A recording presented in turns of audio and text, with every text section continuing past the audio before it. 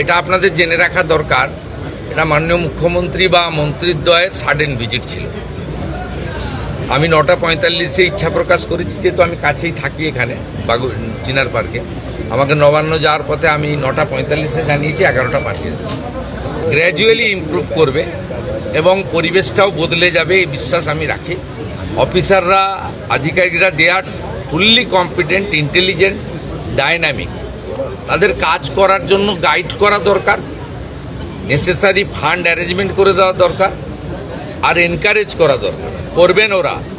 আমার বিশ্বাস কাজের যে মুক্ত পরিবেশ তারা পেয়েছে, চাপ মুক্ত হয়ে কাজ করছেন, আমাদের ইচ্ছাটা তারা বুঝতে পারছেন, ঠিকঠাক সব হয়ে যাবে, এটা আমার বিশ্বাস। ভারত সরকার নাম দিয়েছে আয়ুষ্মান মন্দির। মন্দিরে যেমন পবিত্রতা থাকে, শুদ্ধতা থাকে, স্বচ্ছতা থাকে, একাগ্রতা থাকে, সেবাপরায়ণতা থাকে, সেই ভাবটা স্বাস্থ্য কেন্দ্রগুলোতেও আসবে, এই লক্ষ্য নিয়েই কিন্তু এখানে আমরা কাজ করছি।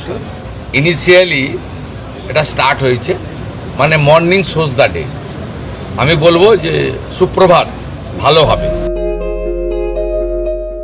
মনে আছে 2011 সালে প্রথমবার মুখ্যমন্ত্রী হিসেবে এসএসকেএম হাসপাতাল পরিদর্শনে গিয়ে কি করেছিলেন মমতা বন্দ্যোপাধ্যায়? প্রখ্যাত স্নায়ুরোগ বিশেষজ্ঞ শ্যামাপদ গড়াইকে সাসপেন্ড করে বার্তা দিয়েছিলেন, যোগ্যতা নয়, এবার থেকে হাসপাতালে ও প্রশাসনে স্বীকৃতি পাবে চাটুকাররা। তারপর 15 বছরে পশ্চিমবঙ্গের স্বাস্থ্য ব্যবস্থা লণ্ডভণ্ড হয়ে গিয়েছে। বন্ধ হয়েছে একের পর এক সরকারি হাসপাতাল, নতুন সরকারি হাসপাতালের নামে তৈরি হয়েছে বড় বড় বাড়ি। পুরনো সরকারি হাসপাতালের সামনে তৈরি হয়েছে বিশাল সব তোরণ, যার কাটমানির টাকা স্থানীয় তৃণমূল নেতাদের হাত ঘুরে পৌঁছেছে কালীঘাটে। স্বৈরাচারী শাসনে সরকারি চাকরি করতে রাজি হননি যোগ্য চিকিৎসকরা, যার ফলে চিকিৎসকের ঘাটতি পূরণ হয়নি হাসপাতালগুলিতে। তার অবধারিত পরিণতি হিসেবে সামান্য অসুস্থতাতেও চেন্নাই, ভেলোর, ব্যাঙ্গালোর, মুম্বাই, দিল্লি ছুটতে হয়েছে পশ্চিমবঙ্গের বাসিন্দাদের। দক্ষিণ ভারতগামী ট্রেনগুলি পরিণত হয়েছে অ্যাম্বুলেন্সে। এই পরিস্থিতিতে রাজ্যের দায়িত্ব কাঁধে নিয়ে প্রথম দিন থেকেই স্বাস্থ্য ব্যবস্থার খোল নলচে বদলে ফেলতে উদ্যোগী হয়েছেন মুখ্যমন্ত্রী শুভেন্দু অধিকারী। বৃহস্পতিবার মুখ্যমন্ত্রী হিসেবে স্বাস্থ্য ভবনে সারপ্রাইজ ভিজিট করেন তিনি। ঘুরে দেখেন স্বাস্থ্য ভবনে নির্মীয়মান মনিটরিং কক্ষ। আর এরপর মুখ্যমন্ত্রী শুভেন্দু অধিকারী কি বললেন শুনুন। আমাদের চিন্তা ভাবনাটা সবসময় প্রান্তিক এবং অর্থনৈতিকভাবে দুর্বল মানুষের জন্য আছে। কারণ কোনো নেতা মন্ত্রীর লোকেরা সরকারি হসপিটালে যায় বলে আমার জানা নেই, তারা প্রাইভেট হসপিটাল অ্যাভেল করে। বড় বড় আধিকারিকরাও তাই করেন, যারা হাই ইনকাম গ্রুপ। ন্যাচারালি এখানে যারা আসেন তাদেরকে পরিষেবা দিতে হবে এবং সব হসপিটাল থেকে দালাল রাজ মুক্ত করতে হবে এবং মানুষকে সুন্দর পরিষেবা দিতে হবে। এবং আমরা ভারত সরকার নাম দিয়েছে আয়ুষ্মান মন্দির। মন্দিরে যেমন পবিত্রতা থাকে, শুদ্ধতা থাকে, স্বচ্ছতা থাকে, একাগ্রতা থাকে, সেবাপরায়ণতা থাকে, সেই ভাবটা স্বাস্থ্য কেন্দ্রগুলোতেও আসবে, এই লক্ষ্য নিয়েই কিন্তু এখানে আমরা কাজ করছি।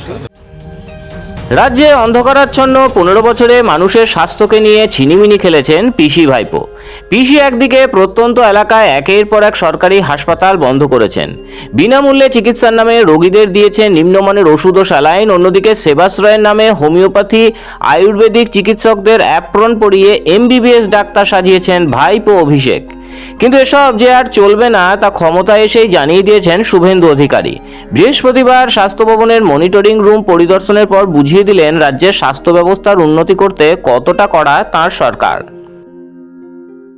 অন্য রাজ্যগুলোতে আমি কিছুদিন আগে পাটনা গেছিলাম, সেখানে স্বাস্থ্যমন্ত্রীর অফিসে দেখে এসেছিলাম যে কন্ট্রোল রুম, সমস্ত sub division hospital, district hospital, medical college, state হসপিটালগুলোকে ডাইরেক্ট মনিটরিং হচ্ছিল, পরিষ্কার আছে কিনা, এমার্জেন্সিতে রুগী পড়ে আছে কিনা, আউটডোরে ব্রোকার আছে কিনা, ঠিকঠাক হচ্ছে কিনা, বাইরে যে হসপিটালের একটি সুন্দর স্বাস্থ্যসম্মত পরিবেশ ঠিকঠাক আছে কিনা, গার্বেজ ক্লিনিং আছে কিনা, এইসব জিনিসগুলো আমি ওখানে দেখে এসেছি।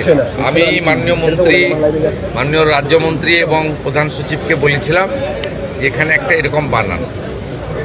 এরা পুরোটা এখনো রেডি হয়নি, ইট উইল টেক টাইম, আরও 1 মাস লাগবে। আজকে 15-16টা স্টেট হসপিটাল এবং পাশাপাশি জেলার 2-1টা হসপিটালে ওরা করেছেন। আমি কিছু সাজেশন দিয়ে গেছি, মাননীয় মন্ত্রী নোট করেছেন, প্রধান সচিব নোট করেছেন। আমি এটাকে 30শে জুলাইয়ের মধ্যে বলেছি সাব ডিভিশন লেভেলে নামিয়ে দিতে এবং কিচেন পর্যন্ত মনিটরিং করতে, বাইরে পার্কিং এবং যেখানে আমাদের ফেয়ার প্রাইস সব রয়েছে, আগামী দিনে জনঔষধি কেন্দ্র হবে, সেই জায়গাগুলো ঠিকঠাক করে দেখতে। ওয়ার্ডের ভিতরে কিছু রেস্ট্রিকশান রয়েছে হেলথ গাইডলাইনে, রুগীদের দেখানো যায় না, কিন্তু মেঝেটে যে পরিষ্কার আছে কিনা দেখানো, বা আমাদের এমার্জেন্সিতে কোনো রুগী পড়ে আছে কিনা, একটা হসপিটালের যে পরিবেশ এবং যে পরিষেবা, এই দুটো ঠিকঠাক করার জন্যই একটা মনিটরিং দরকার আছে। এটা তারা করতে পারবেন। আমি ইনিশিয়ালি স্টেট হসপিটালগুলোতে যেটা দেখেছি, আমার পরিচ্ছন্নতা দেখে ভালো লেগেছে এবং আউটডোরগুলোতে একটা সিস্টেমে ডিসিপ্লিন ওয়েতে কিউ মেনটেন করে যেভাবে এন্ট্রি হচ্ছে বা তাদের চিকিৎসা হচ্ছে, এটাও ইনিশিয়ালি ভালো লেগেছে। এবং এটা আপনাদের জেনে রাখা দরকার, এটা মাননীয় মুখ্যমন্ত্রী বা মন্ত্রীদ্বয়ের সাডেন ভিজিট ছিল। তৃণমূল জমানায় সরকারি হাসপাতালে রোগী ভর্তি করতে হয় সঙ্গে থাকতে হতো তৃণমূল নেতার সুপারিশ, নইলে ধরতে হতো দালাল। সেই সমস্যার এদিন পাকাপাকি সমাধান বলে দেন শুভেন্দু অধিকারী।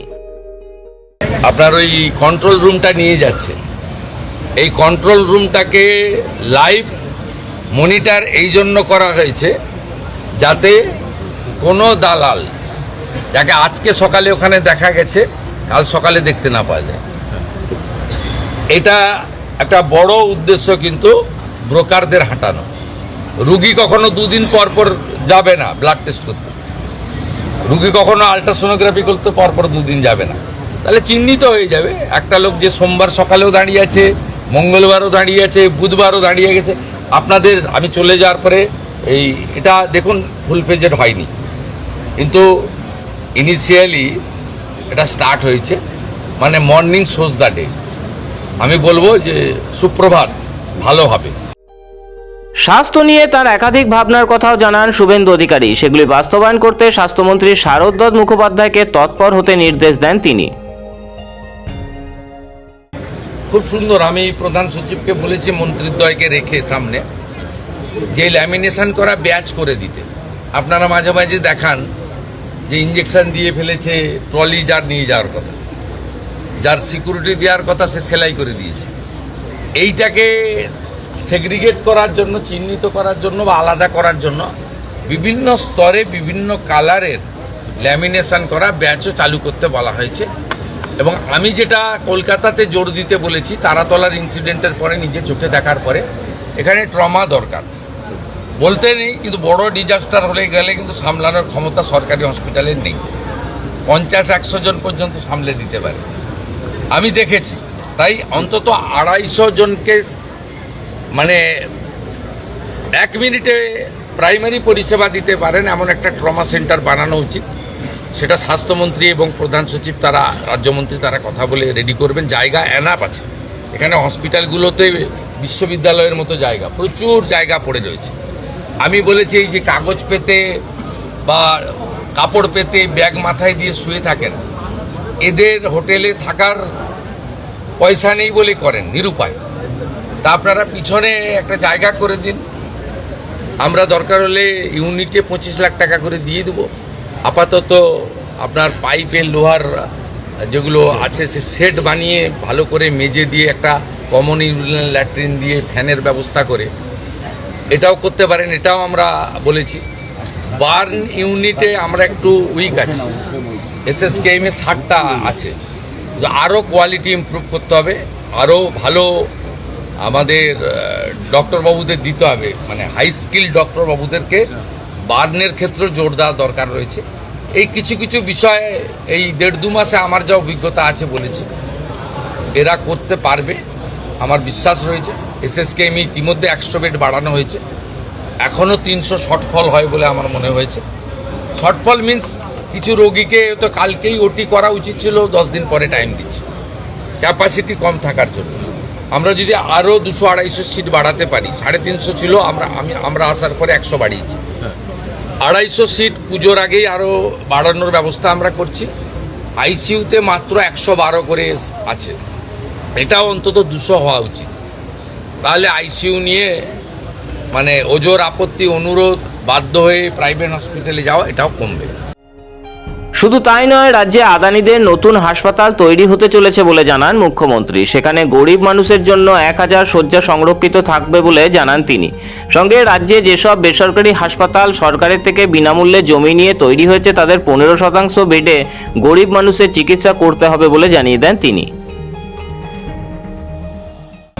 যে আমার জানা আছে, আমি দীর্ঘদিন ধরে এখানকার ল মেকার, পাবলিক রিপ্রেজেন্টেটিভ, আমার জানা আছে যারা বিগত সরকারের কাছ থেকে, মানে বিগত 15 বছর সরকার কোনো হসপিটাল প্রাইভেট করেনি, তার আগে যারা সরকার করেছেন বিধানচন্দ্র রায়ের সময় থেকে জ্যোতিবাবুর সময় পর্যন্ত, যে জায়গা সরকার দিয়েছে, কেনা জায়গায় কিন্তু এগ্রিমেন্ট নেই, যে জায়গা সরকার দিয়েছে 1 টাকাতে, সেই টাকাতে পরিষ্কার লেখা ছিল যে 15% বেড তারা ফ্রিতে গরিব মানুষকে দেবে, কিন্তু এটা মেনটেন হতো না।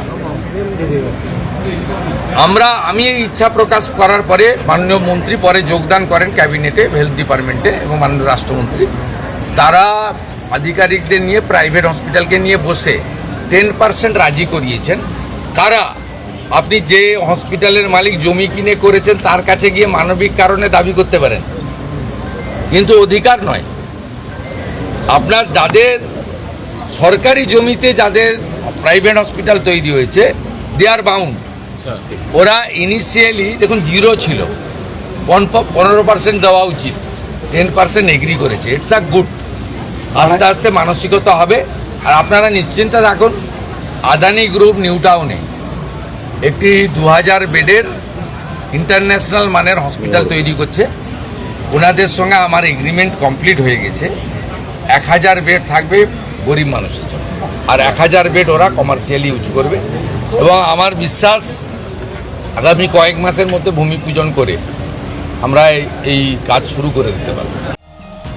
মমতার শাসনে দিনের পর দিন অপমানিত, বঞ্চিত ও নির্যাতিত হয়েছেন খ্যাতনামা চিকিৎসকরা।